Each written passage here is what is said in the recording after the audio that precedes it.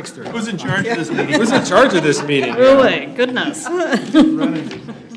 I apologize. It is just past 6:30, and we will start bring our Economic Development Authority meeting, call that to order. And it is 6:31, I believe. And first, we'll do our roll call. Thank you. Commissioner Adams. Here. Commissioner Banks. Here. Commissioner Budiszewski. Here. Commissioner Deschler. Here. Commissioner Kaiser. Here. Commissioner LaRoche. Here. And Commissioner Parsons. Here. We have a quorum. Great. Thank you, John. Our first item up after this is approval of minutes. And did everyone get a chance to look through them? And if so, who would like to make a motion? Brendan. I will make a motion to approve the minutes from the October 15th meeting. Okay, thank you. A second? I will second. Thank you, Therese. Any discussion? Seeing none, all those in favor to approve the minutes, say aye. Aye. Opposed? And they are done. Next item is we'll consider amending the 2019 contract with the Center for Energy and the Environment to increase the amount for home improvement grants. And our Community Development Director, John Sutter, is here to discuss. All right. Thank you, President LaRoche. Commissioners, this is a little change for this program compared to 2018. The drop in participation and demand for the program, which occurred in 2018 because we switched to a new provider, has kind of resolved itself. And that is, I think, in large part due to some of our additional outreach efforts. You may have received those postcards in the mail about 6 months ago. And that certainly has helped lead to more interest in the program and more people doing home improvements in Crystal. We are actually on track for our current budget for 2019. We're about 77% expended as of about a week ago. And but the issue is these projects have a longer lead time. So people may apply, say, in October, and they're actually not going to get their grant until the following calendar year. So I put together a graphic. I'll jump forward to this slide in your packet. The first bar kind of shows where we're at in terms of grants that have closed and grants that are in process. And that's the pink and then the orange color. But budgets are by calendar year, just December, January 1st to December 31st.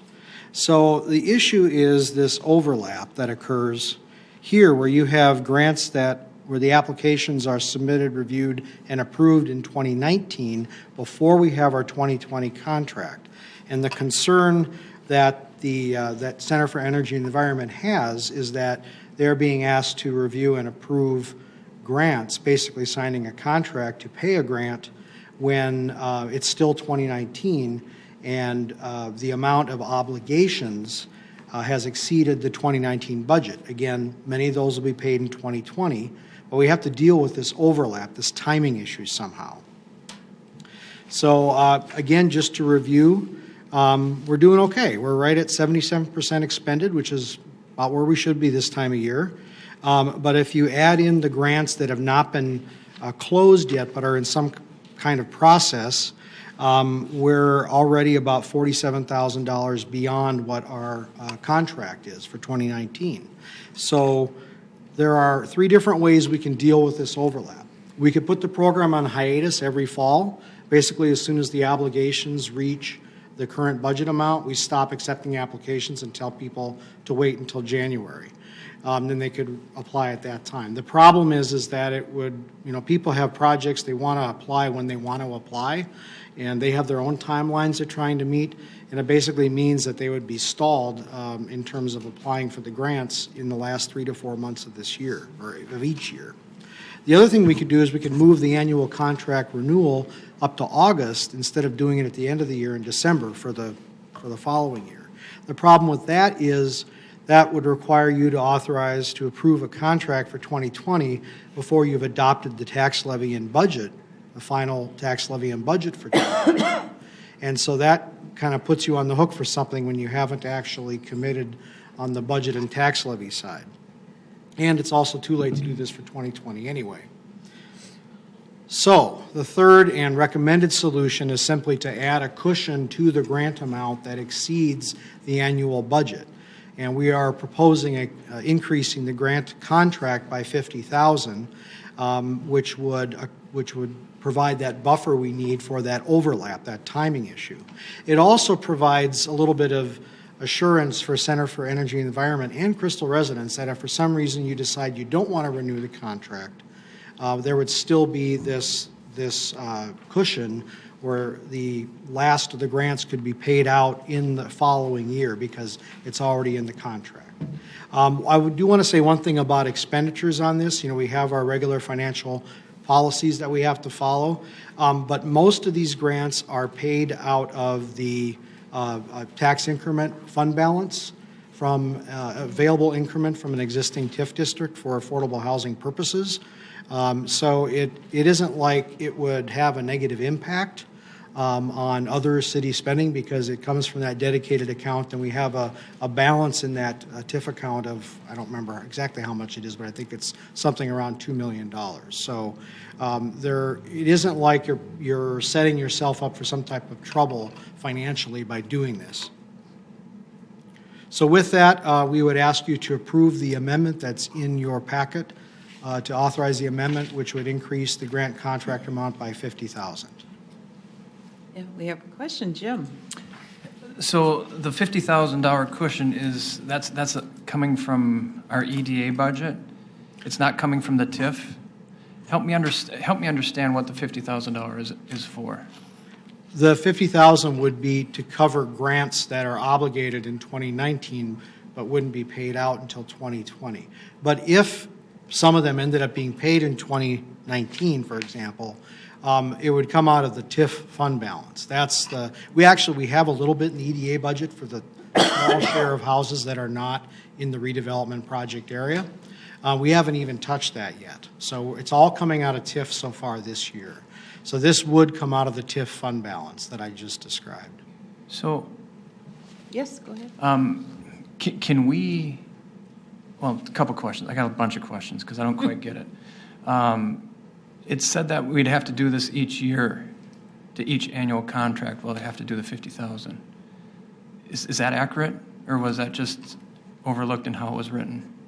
We would, actually, I was going to bring it up at the next meeting when we do your 2020 annual contract. We would recommend putting this in every contract because the timing issue will occur in any given year. In any given year, towards the end of the year, CEE is going to receive grant applications and be asked to assume obligations that wouldn't actually be paid to the following year. So I don't know if this is possible. I don't know if anybody thought of this. Could we do a contract year where whatever monies we pay them for, creating the grants or doing the application process, could we do that in our fiscal year, make those payments to them, and have the actual service contract go, say, from, I had to write it down because I didn't want to do mental math here, so like April to March of each year.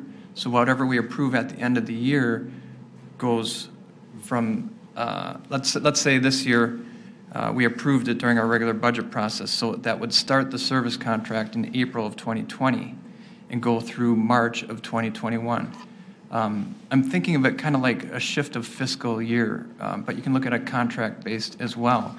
We're approving a contract that doesn't necessarily match the budget that we're in. However, we can manage our budget within our fiscal year, which is the calendar year, but having the service obligation just offset enough so that it matches, so that we don't have to kind of try to Band-Aid this from year to year. Sure, that's a good point. There's no reason you couldn't do the contract sort of like the state does fiscal years July 1st through June 30th. I would probably actually recommend that just because this year, for example, they would have, their obligations started to exceed the annual contract amount by September. They acknowledge that they should have brought this to our attention sooner. But, Sure. We don't know exactly when that point's going to occur. And doing it on doing it like a 6-month offset would probably be a better solution. If you want a permanent fix to it, I guess we could begin that with the 20. Well, let me think about that. but before your December 3rd meeting, because we would probably want to do that. We'd have to do one contract of 18 months to kind of reset the clock, and then after that, it'd be 12-month contracts, July through June going forward. Or an alternative would be doing two contracts, one for a 6-month contract and then instituting or approving the other contract for 12. Either way, I mean, it's apples, it's not a big deal which way we go, but both are valuable. Okay. John? Does that resolve your funding issue? I mean, because you're basically talking about having a $50,000 reserve that you may or may not use on an annual basis, correct? It's not exactly a reserve. It's looking at it from CEE's perspective. They're being asked to take on obligations that actually fall in next year's contract, but they're asked to make that decision Now, in the previous year. So it isn't really a reserve. I use the word cushion, but it's sort of an overlap. I don't know if that answers the question, sorry. so, I mean, but still, you may or may not use this money, correct? I mean, it's just more or less there to make sure that you don't have a shortfall, right? Well, given what we know about the program, the money will be used, it's just the expenditure will occur once we're in 2020. Go ahead. But again, this is not a one-time contribution. This is an annual contribution of $50,000 to the program. No, if we reset the clock, let me back up. So we can't predict exactly where the expenditures are going to be, where the obligations, I should say, are going to be, say in October the following year when we do the contract in December. So the $50,000 cushion is intended to carry us over into the next year for applications that come in later in the year. It needs to be in there every year just because we don't know when the obligations will exceed the contract amount. So this is only changing the contract amount. It isn't changing the budget amount, if that makes sense. That helps. Helps to understand. Any other questions? Jim? First blush, does that seem feasible? Option 4, that's not on the page? Oh, yeah, what you suggested certainly Yeah. is, no, I will bring that to you in December, at the December 3rd meeting, when we Okay. bring the annual contract to you. So we have a little bit of time to mull it over and figure out what looks best. Well, based on what I'm hearing tonight, I mean, it's a good idea, and I don't see why we couldn't do an 18-month contract to reset the clock, and then do 12-month contracts July through June, going forward. The main thing is that CEE isn't comfortable. They were starting to tell people, we're not taking any more applications, and I called them and said, why? We're not out of money yet. When we've got plenty of funds left for the rest of the year, and that's when they explained the obligation concern. So we can solve that by going to a July to June contract. Very good. Jim? So if there's that type of anxiety and they're still insisting that, hey, we need something to, good faith, maybe a double contract might work. We can approve that sooner somehow, some way. I don't know. Is that possible? Well, I suppose another solution is each contract could run. I need to think about this a little bit, about how to deal with the overlap. But I mean, would it be enough to tell them, look, this is what we're planning on doing. Can you keep writing them, or do they need something more substantial? Well, the answer is no. That's why they said we have to tell people we're not taking any more applications, because they didn't have a 2020 contract yet, and they were kind of obligating themselves to pay these grants next year when we hadn't approved the contract. So if we do the $50,000 cushion for the 2019 contract to solve the immediate problem, and then in December, when we bring you the 2020 contract, we write that as an 18-month contract and the amount commensurate with that, then when we get to December of 2020, we'd go back to 12-month contracts that would run from July through June. Okay. I think I got it. That makes sense to me. I like that. Any other questions or comments? Anyone want to make a motion? John? I'll make a motion to amend the 2019 contract with Center for Energy and the Environment to increase the amount for home improvement grants. Okay, thank you. Second? Anyone? Jim? I'll second that. All right, thank you. Any discussion further? No? Seeing none? All those in favor say aye. Aye. Opposed? Great, passes. And agenda item number 5 is other business. And we have an update from Mr. Sutter. So, thank you again. You recall that after we adopted the town center zoning ordinance, the next step for Dan Olson and I was to meet with developers to kind of promote our new regulatory setup for that area and talk to developers about what they think might work there. We've met with 11 developers in the last few weeks. We have 6 other meetings that are pending. I'm not going to get into all the details yet because we're still in the process of meeting with developers, but they have varying degrees of familiarity with Crystal. Some have done work in the adjacent cities. Others, this would be a very new market for them. They have varying expectations about city financial assistance. Most of them have said that they would require something in order to do redevelopment. There was one who said, who hasn't had to use it in other places, but isn't sure if that would apply here. Again, that developer was not familiar with our markets, so that's kind of a question mark. They all very much like the investments the city is making in the area, Becker Park and the Streetscape project in particular. They all agreed that light rail transit would accelerate redevelopment, but it's not a prerequisite for it. When we brought up the 66th and Lindale, the Richfield model, there were a lot of heads nodding among the developers as we met with them because they know that area and they know how that's unfolded over the last 20 years, and they can see that happening here as well. They all believe that the market overwhelmingly wants more multifamily housing. They prefer different types, and by prefer, I just mean what their experience is with as developers. Some of them specialize in an affordable senior product, like the Kavanaugh. Others specialize in affordable workforce housing, like Compass Point in New Hope. That's at the southwest corner of 62nd and Broadway, right at the north end of New Hope. And others do market rate housing, such as the Ironwood in New Hope on Bass Lake Road, just west of the golf course. Some of them were talked about you doing smaller units because lifestyles and the market are changing. One of the great examples was that in a lot of new apartments, roughly half of the residents don't even have a big wall-mounted TV anymore. They're on their laptop or they're on their tablet or whatever. They don't even have a big TV. That was shocking to me because that's been sort of a fixture of anyone's living room for 50, 60 years, but that is changing. So there are all these changes happening in the marketplace, and there was one developer in particular who has been doing smaller units very successfully, and that was very intriguing. And some developers are willing to consider real complicated deals where you've got multiple existing property owners. Others don't want to do that. They want it to be a simple site, a simple setup, and then everything in between. So what we are suggesting, and we want to kind of see how you all feel about this, is sometime in the next few weeks we'd like to provide the opportunity for those of you who are interested to tour the Kavanaugh, Compass Point, and Ironwood, so you can kind of see each of these 3 main types of multifamily building. I know some of you have been in the Kavanaugh before, so certainly you wouldn't have to go see it again, but sometimes it's nice to see a building after it's been open for a few years to kind of see how it's aging.